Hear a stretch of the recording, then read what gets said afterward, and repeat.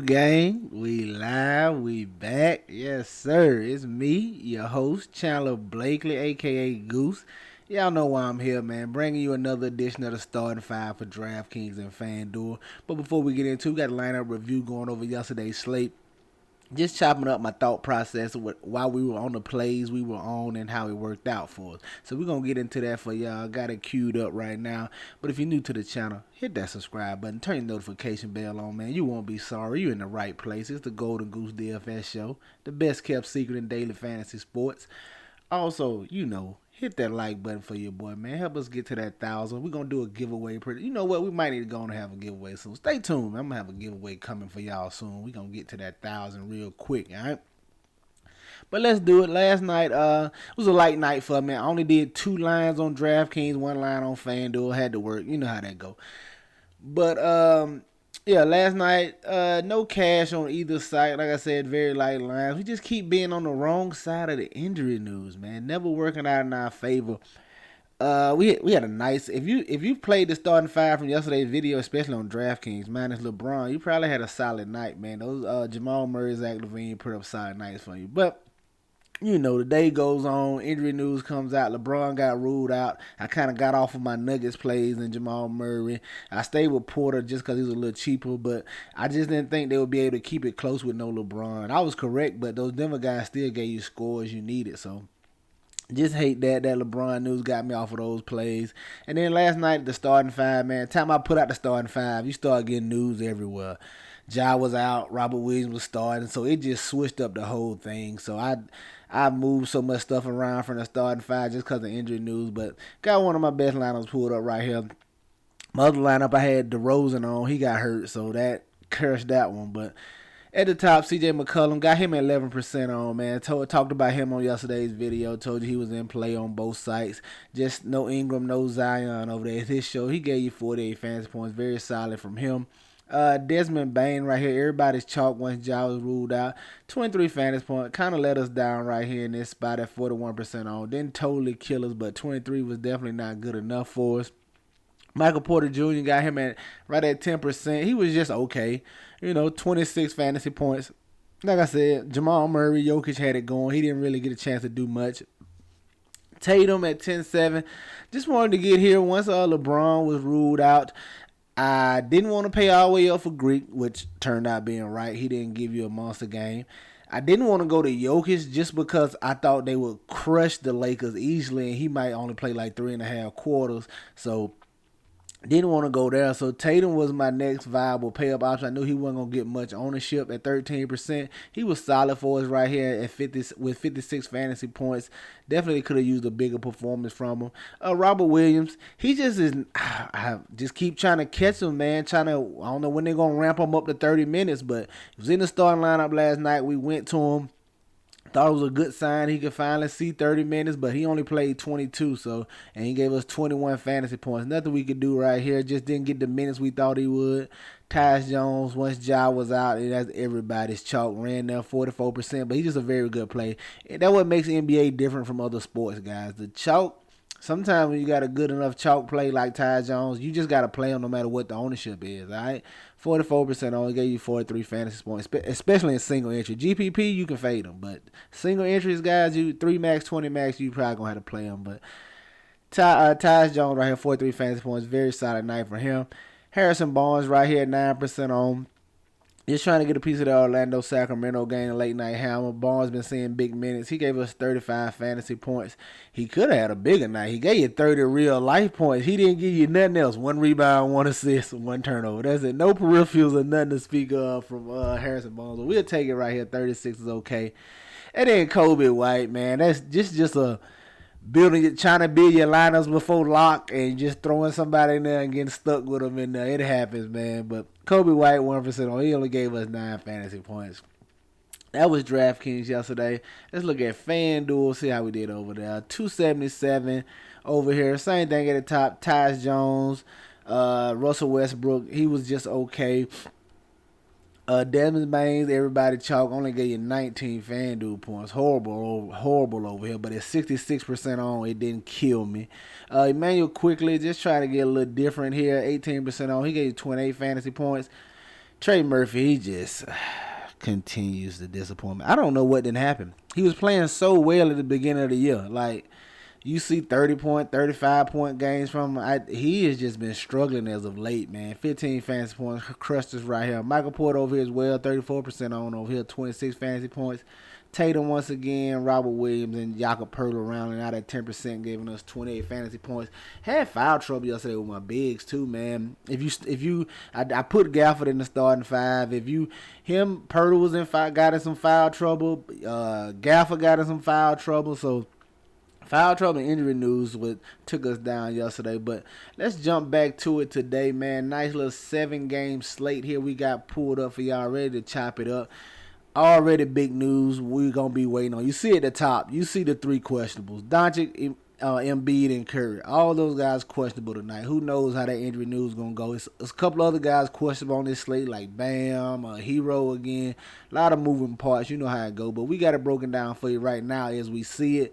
It's probably going to change as injury news comes. But at the top, point guard. I want to look at Killian Hayes. 5,700.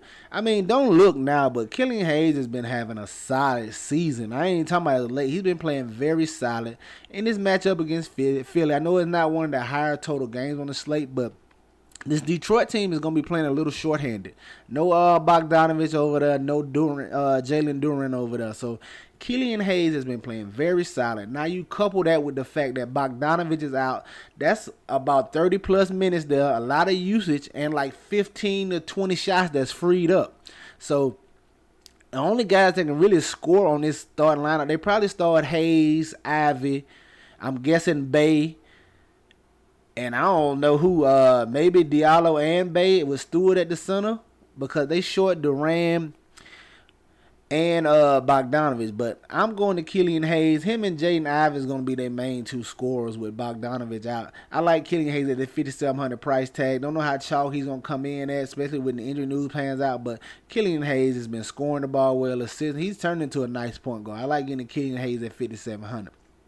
Shooting guard. Now, this is going to be everybody's chalk, but I think it's a solid play. Dwayne Washington Jr., Phoenix Suns, no Chris Paul, no Booker, no Lee, not Lee, the other backup point guard over there. Point being, they're very short-handed in the backcourt right here for the Phoenix Suns. Dwayne Washington probably sees a lot of minutes. He's a scorer, so he's going to get his shot attempts up. I like him in this matchup against Golden State Warriors. Like I said, he's going to be very, very chalky, but I think he's going to be a solid play right here at 4,200. At the small forward, we're going right back to Norman Powell. We saw Paul George out last time. We went to Norman Powell. Paul George is out again today. We're going right back to him. Last time out with no PG-13, he was just okay, but he shot the ball horribly. He was like 3 of 13. I don't expect him to continually shoot that bad. I like going back to Norman Powell right here. They're going to need the offense from him with no Paul George. Which brings me to my power forward, the thumbnail. Give me Kawhi Leonard at 8,700. Listen, I know this is I think it's the lowest total game on the slate. Going against Dallas. It's a pace down game for him, all of the above. But with no PG, you're looking at your scoring right here. These are your 2 scorers right here for the Clippers. Leonard and Powell, 1 and 2. These are your 1 and 2 scorers right here. I expect Kawhi Leonard to do. He's another guy. He only gave us 48 fantasy points last time out. No PG-13, but he was like 9 of 20, 9 of 18. He didn't shoot the ball very well. I like getting the Kawhi Leonard right here at this spot at 8,700. You know what he can do. You know what he's capable of. Minutes is being ramped up. I like him working back into his mojo here with a nice battle if Luka plays. Give me Kawhi Leonard at 8,700. And then come here, son. I'm going to take Isaiah Stewart. Now, if Embiid plays, I'm still going to like him, but I'm going to get a little nervous because of foul trouble. Embiid is a presence inside, so we're going to have to worry about fouls. I don't think Stewart is a big fouler, but that's something you got to worry about if Embiid plays. If Embiid is out, it's all green lights, all gas, no brakes. But Isaiah Stewart, big double threat. He should see big minutes here, at least about 30 to 35 minutes in this spot, barring foul trouble. I like getting Isaiah Stewart. Now for you GPP guys out there, If Embiid plays, you might want to look at Nerlens Noel. If you're in the GPPs, you're a 150 guy, you checking out the video, look at Nerlens Noel if Embiid plays, because if Isaiah Stewart gets in foul trouble, they have no other big to go to. So Noel could be a sneaky value play in GPPs. But there you have it, man. Just starting 5 for DraftKings: Killian Hayes, Dwayne Washington Jr., Norman Powell, Kawhi Leonard, and Isaiah Stewart. Get you some exposure to these guys. Get them in your player pool. Let's go see what I'm liking on FanDuel. All right. FanDuel, with this pricing over here, they're going to mess around and let me build an all-star lineup. I'm telling you right now, this pricing, I like it over here on FanDuel. At the top, Dame Lillard, 9,100, going against the Orlando Magic. Listen, I just like this price on Dame. I'm going to keep going to him. I think this is too cheap for a player of Dame's caliber.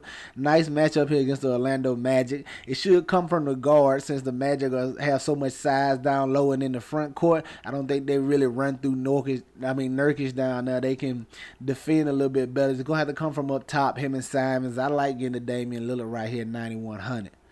Coming at the shooting guard, sign me up for Spider Mitchell in 8,900. You can put me down for the revenge narrative. Going back to Utah, the team that traded him away, Donovan Mitchell has been playing well. You saw the 71 point game a couple nights ago.